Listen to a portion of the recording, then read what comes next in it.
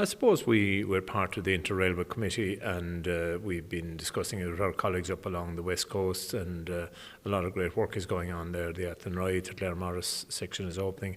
They have kind of made sure that their section to Sligo will continue as well. So in the growth of rail traffic, and particularly with 700,000 people travelling through, and plans by to double track in parts and have 4 passing bays on the loop, now is the opportune time to actually sign the contract and reopen Crusheen.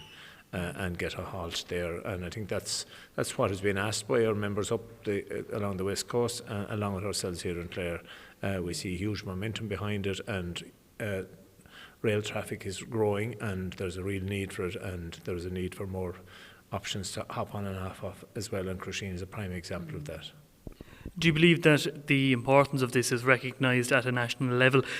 We had the Transport Minister visit Clare recently to open a new development at Shannon Airport, and when asked about this, he didn't seem to have any real specifics on timeline or any real plans for it to happen, other than, yes, we'd like it to happen at some stage. Well, I do think there's a movement, and I think if the Minister hasn't got it by now, he'll make sure he'll get it, because there's a lot of politicians in the west of Ireland advocating for us in Crusheen and for the improvement of the services right up along the west line.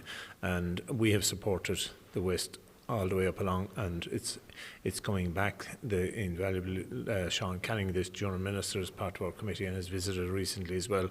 And we're very hopeful to get an announcement on this in this coming year.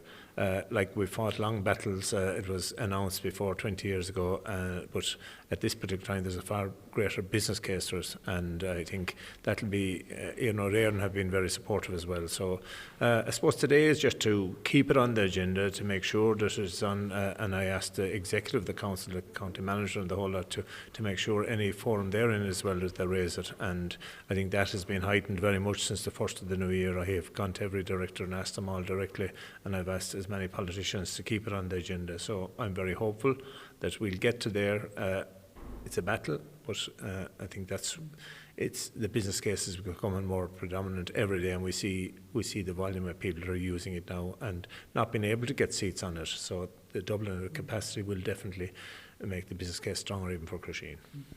Just finally, Pat, on another matter, you requested clarity on an announcement that was made by the TAI last week concerning junctions 13 and 14 on the M18. Can you tell me why you wanted to seek further information on this and what you found out? Well, I listened intently the other day when Sean O'Neill from the TII was on local radio talking about the expansion of services and all that down on the motorways, and then critical need to upgrade things.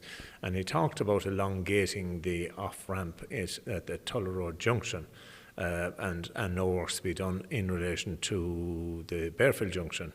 And I sought more clarity following on from that, and I got more clarity to say that both off ramps would be upgraded. I've subsequently kept chasing the matter further, and it has been confirmed to me that a full upgrade of junction 13 on and off ramps are now going to be part of the plan going forward, and a plan will be brought to the council here in February by TII, and just the requirements if there's any planning or any issues. So I would be very hopeful that works will be done within a very short period in upgrading on and off ramps at junction 13. I'm quite disappointed because the same design is for Bearfield. It's still on the agenda, but I think at the same time we need to look at all the different elements down on the motorway. But I think this is a big win after a long time to get to this point, but I think it's something maybe you will make sure the listeners and people are aware of, because it's something that I have fought religiously for the last number of years to try and get this junction upgraded, and I'll continue to do the same for Bearfield as well.